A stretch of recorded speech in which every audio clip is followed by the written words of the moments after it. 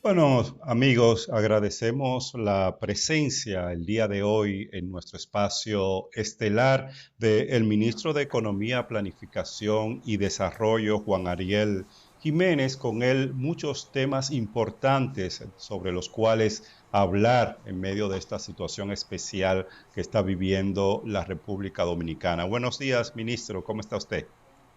Buenos días, Javier. ¿Me escuchan ahora? Bueno, ahora Sí, sí lo te escuchamos escuchamos bien. Sí, sí. perfectamente.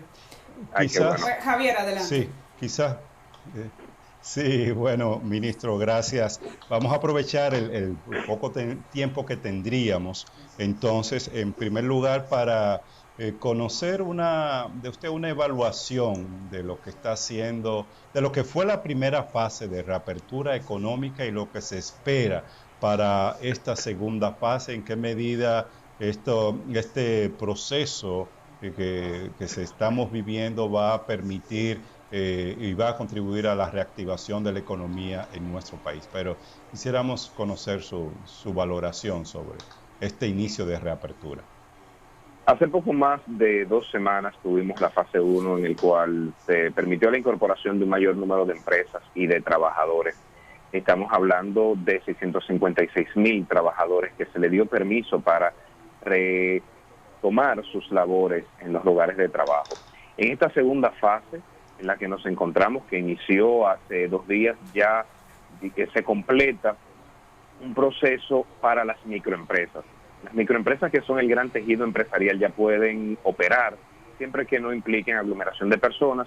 Un mayor porcentaje de las pequeñas y las medianas y grandes se mantienen en un 50%. Vemos la incorporación de más trabajadores y eso se puede visualizar en las estadísticas que muestran que se han solicitado la reactivación de los contratos de trabajo previamente suspendidos.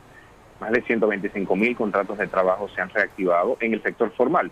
En la informal se está reactivando también, pero no se llevan los registros, obviamente.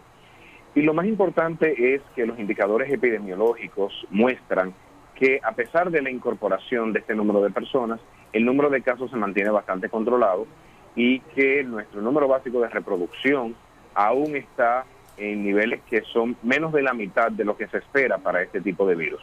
O sea que vamos viendo el equilibrio que buscábamos entre la economía y la salud. Ministro, definitivamente que esta situación va a tener un impacto de cara a las expectativas que tenía el gobierno sobre los resultados finales de la economía para este año 2020. ¿Cuáles son las proyecciones? ¿Qué impacto económico está teniendo el coronavirus sobre nuestro país y cuáles medidas, digamos que extraordinarias, se están tomando para garantizar que el país no entre en un proceso de desequilibrio tal que iniciemos incluso un nuevo gobierno con serias dificultades para salir adelante? Ciertamente, Amelia, ya no podemos esperar el 5% del crecimiento del Producto Interno Bruto, que eran las proyecciones para este año cuando se hicieron a finales del año pasado. Lo que estamos proyectando es que la economía dominicana estaría creciendo entre -1% y 1% positivo. O sea, con indicadores preliminares estamos viendo que o pudiera tener un número negativo bastante bajo, del 1%, o algo más cercano al 0%, y eso está muy en línea con lo que habían pronosticado algunos organismos internacionales.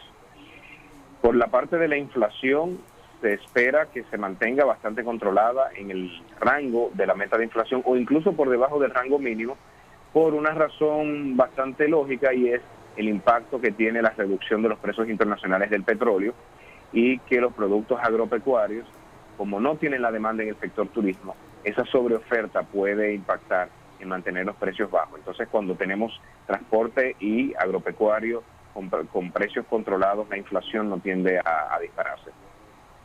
Como dices, el gobierno ha tenido que tomar medidas extraordinarias para evitar que se produzca una caída abrupta del Producto Interno Bruto, y eso generaría problemas de desempleo, problemas de un aumento súbito de la pobreza.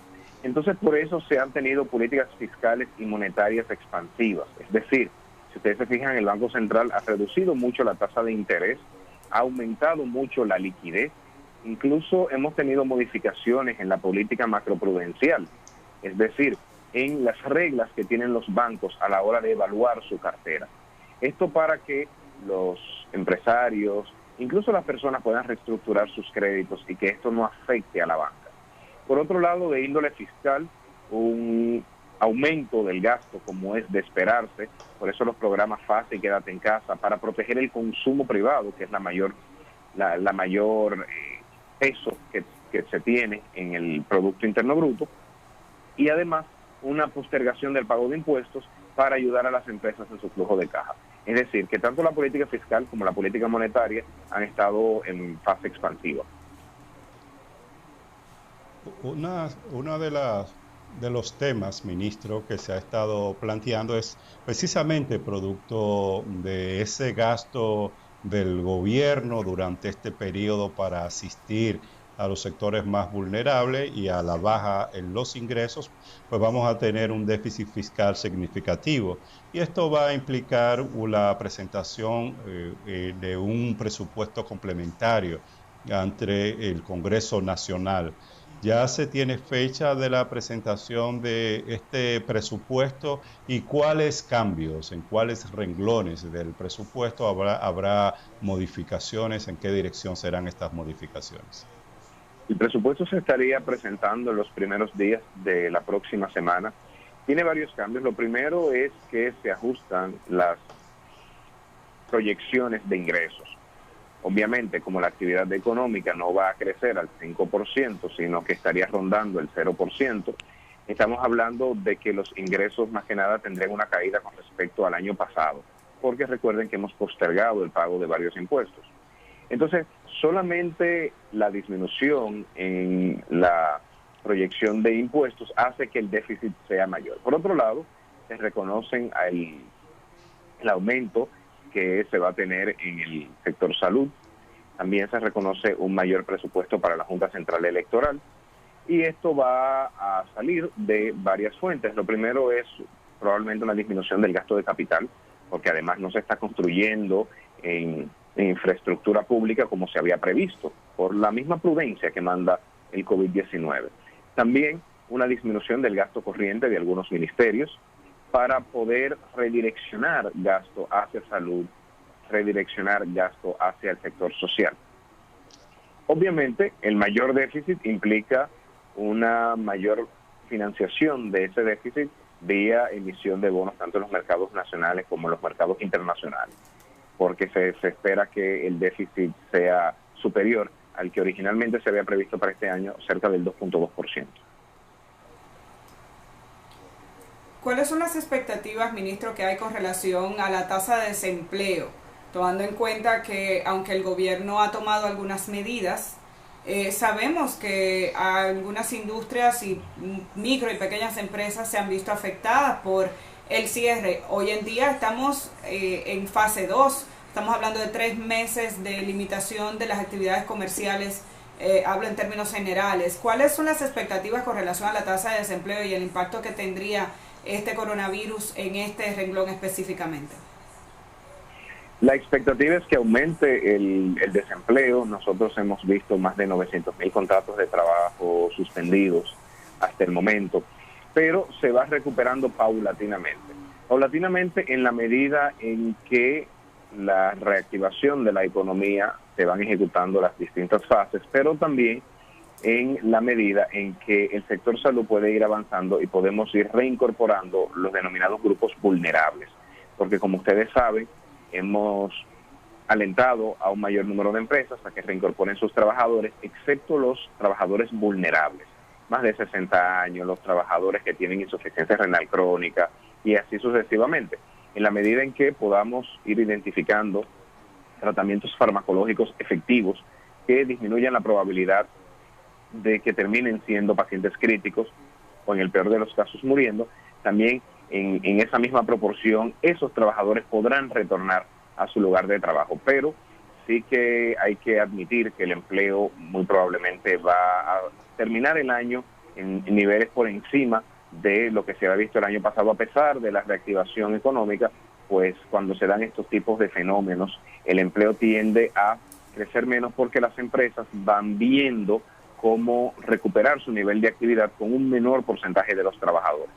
Entonces, te diría que es un gran reto para este gobierno, los meses que quedan, pero para el próximo gobierno, tener políticas activas de promoción del empleo, porque va a ser quizás el mayor de los retos en materia económica. ¿Y el Algunos índice tienen una sectores, idea, ministro. ministro?